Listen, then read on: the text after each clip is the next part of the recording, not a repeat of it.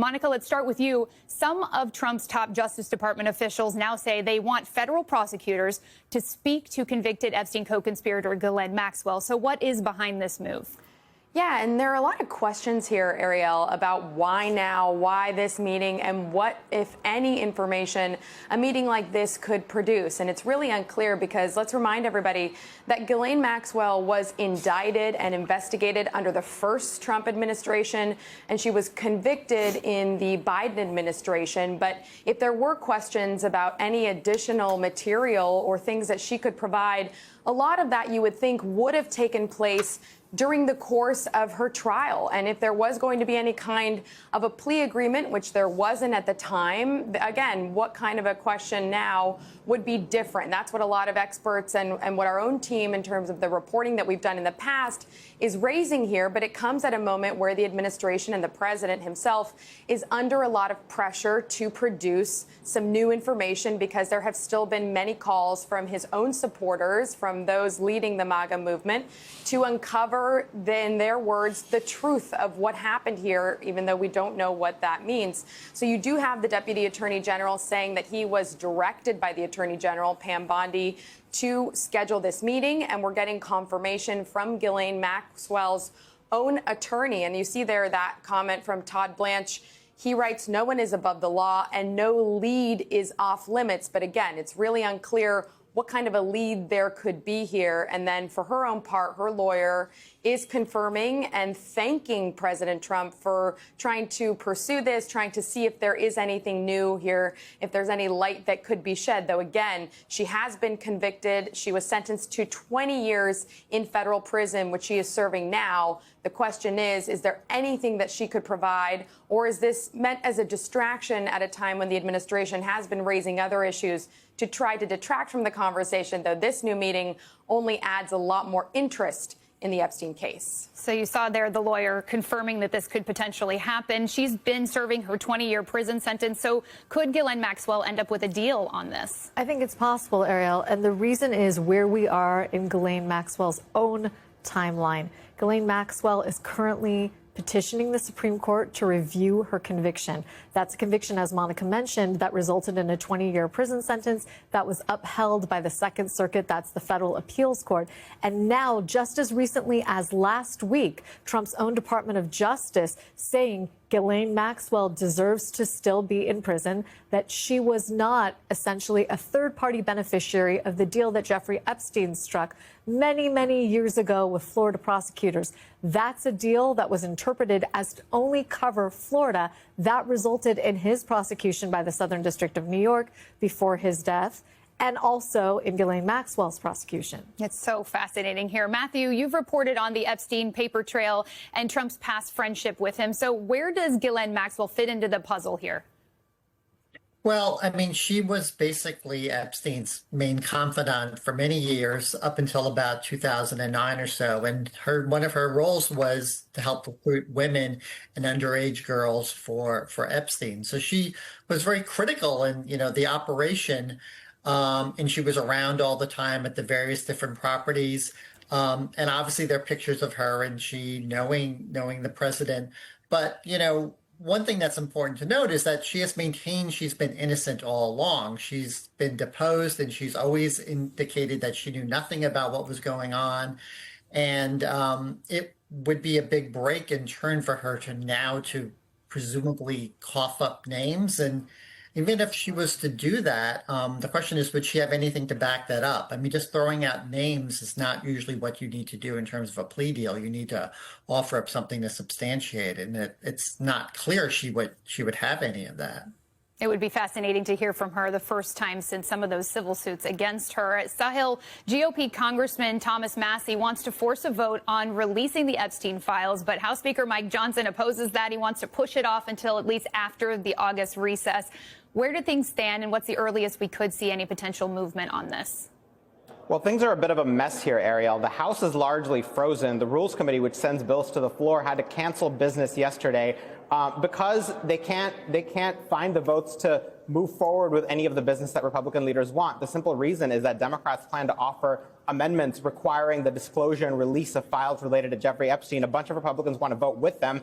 And House Republican leadership can't allow that because that would go against the wishes of President Trump. So all they can vote on right now are bills requiring a 2/3 majority, so-called suspension votes, things like renaming the post office. They don't have a lot of those to do. So there's already talk at this point of cutting short business in the House this week and just sending members home for an extra few days for the entire month of August and coming back in September and dealing with this. Is that going to make a difference? Well, take a listen to what Congressman Tom Massey, who authored the resolution to require the release of Epstein Files, said about that. So what will happen is over the August recess, I think momentum will build for transparency. I don't think this is going to go away. And I think when we return in September, we'll get phase 2 of the Epstein Files, because we'll get, I believe, every Democrat and at least a dozen Republicans who want transparency and justice. Now, that dozen Republicans is key because he's using a discharge petition to get around House Republican leadership and force a vote against the will of Speaker Johnson, against the will of President Trump. And at least some Republicans this morning say it's inevitable. These files are going to come out, but they would prefer that the Trump administration does it on their own. So clearly some infighting there. Monica, the White House trying to walk a pretty fine line here, pursuing new avenues to get some of this information out on Epstein, but clearly stopping very far short of what some of his President Trump's constituents may want, a full dump of all these files. How are these mixed messages playing out with the MAGA base? Yeah, it has certainly been fascinating and really complex to watch, because many in the MAGA base are calling for a non-existent client list, and they have been really clamoring for that since this started. And it was the own Department of Justice under the president now and Attorney General Pam Bondi who says that no client list exists, that instead, when she was referring to that on a Fox News interview earlier in the year, that she was talking about the totality of those documents. Then you had President Trump say that he wanted to direct her to release any relevant grand jury testimony that could be related to this. But that, of course, has to go through a court process. It has to go through a bunch of legal hurdles, and it's unclear whether anything that could be declassified and shared would shed any new light on this. And we also know, Ariel, that a lot of this information is related to minors and to the victims, those who were, again, the victims of convicted sex trafficker Jeffrey Epstein and his I mean, clearly that effort, a lot of these other distractions, trying to get the Washington Redskins to change their name back, to the Obama traitor stuff, it seems like that's failed. And now they're trying to kind of run an Epstein investigation that appears to protect Trump.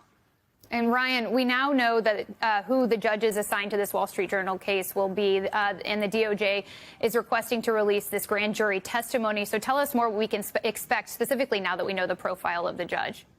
Yeah, I mean, so releasing grand jury testimony is not a normal sort of process, but certainly they're going to want to redact any information that may involve third parties potentially. So this idea that there's going to be some list coming out of this is not likely. And remember, grand jury investigations are focused on sort of the outcome here. So this is all going to be focused on Epstein himself, and I don't think it'll go much outside of essentially what you saw ultimately in the indictment, right? Because that's what they're primarily focused on. They're not investigating these potential third parties. They're really focused on getting probable cause during that process to secure that indictment from the grand jury. So I don't expect it to color too far outside of those lines, but it was something they could sort of, throw out there and say this process is in place. We're pushing forward with it to sort of, I think, to sort of, satisfy the MAGA base. What's so fascinating, of course, is that this is unlike anything I've seen covering the Justice Department before, where there are these announcements directly on X, formerly Twitter. This is not sort of how, I mean, there's a lot of things that are very abnormal about the relationship between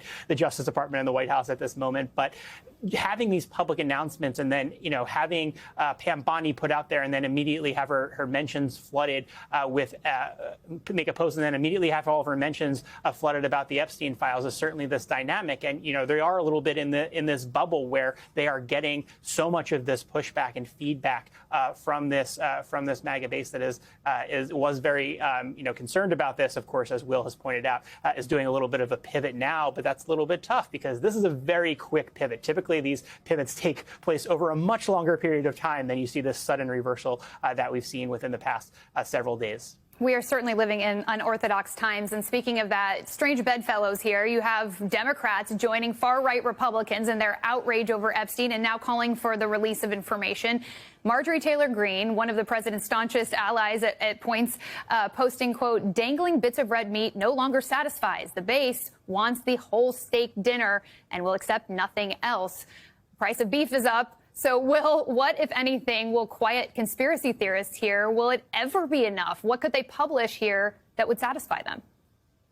Yeah, I mean, Marjorie Taylor Greene's a great example. I mean, she was a hardcore QAnon believer, and Epstein was such a big part of that. I mean, she expects that there, or you know, people like her expect, I think, that there's a huge cabal that sort of runs the world, and it's part of the Epstein network, but it's also the Obama administration, all these Democrats. And so I think she's responding to this idea the Trump administration and Tulsi Gabbard have dangled of like a treason trial against Obama related to the 2016 election. But she's saying, look, you can't buy us off with that. We want that, but we also want Epstein and all of his associates. And so, you know, they're like a dog with a bone there. I mean, they're on it, and they're not giving up. And I mean, what's going to make them happy? I mean, I think in the reality is nothing, because what they want is they want like people in Hollywood, all these Democrats to be proven to be pedophiles and arrested. And it seems like that's not going to happen. And so the administration has to manage those expectations. And I think they really have failed to do that. Okay, well, just admittedly a leading question here. Whose silence on this whole debacle has surprised you the most? You know, that's a great question. I mean, one thing that struck me, maybe related, is this aspect. Well, Steve Bannon, I would say, you know, this is a guy who has more than 15 hours of interviews with Epstein that have never been released. He now says he's going to release them sometime next year, and he's demanding all these answers about Epstein, but he won't put out the interviews himself. I think it's very interesting. Well, this is a rude awakening. You know, he's going about coming back to the White House, thinking in a way he might have scored some kind of victory today. Obviously, it makes him look terrible. The whole MAGA Mike Johnson basically saying that even if there are enough votes in the House, because there probably are, to open up some files or to demand it or to basically push Trump because Democrats are united to release things. And, you know, the GOP majority in the House is not that big, right? And there are at least apparently 10 to 12 Republicans, which would be more than enough, easily more than enough to have a majority of the House, Democrats plus the small number of Republicans, but enough of them to force it open. And so Mike Johnson, rather than either trying to convince those people to change their mind or, you know, win a debate on the House floor on his position, he's literally be like, nope, we're timeout. We're calling the summer break early. We're shutting it down. You know, we're playing a game, and you know, my mom's calling me when you're about to lose a game of like street hockey or playing basketball with your friends at the park. Be like, sorry guys, gotta take the ball and go home. I heard my mom calling. No, mom's calling. But it's like you'd rather you don't want to lose, and that's a really bad sign for Trump. But despite that, you still have things. You still have his own DOJ potentially against his desire, potentially stabbing him in the back, because at least he's saying he didn't know this was happening. Maybe that's just a scheme and we're falling for it, I guess. But like, he seemingly behind his back, his own DOJ is going against him, and the House Oversight Committee, which is majority Republican, is subpoenaing Maxwell. And this is bad news for Trump. He didn't see this coming. And even if he did, let's be clear about this. Donald is not as smart as he thinks he is. And he's had lawyers and himself in the past try to scheme their way out of things. And when they've tried to scheme their way out, they often get caught red-handed.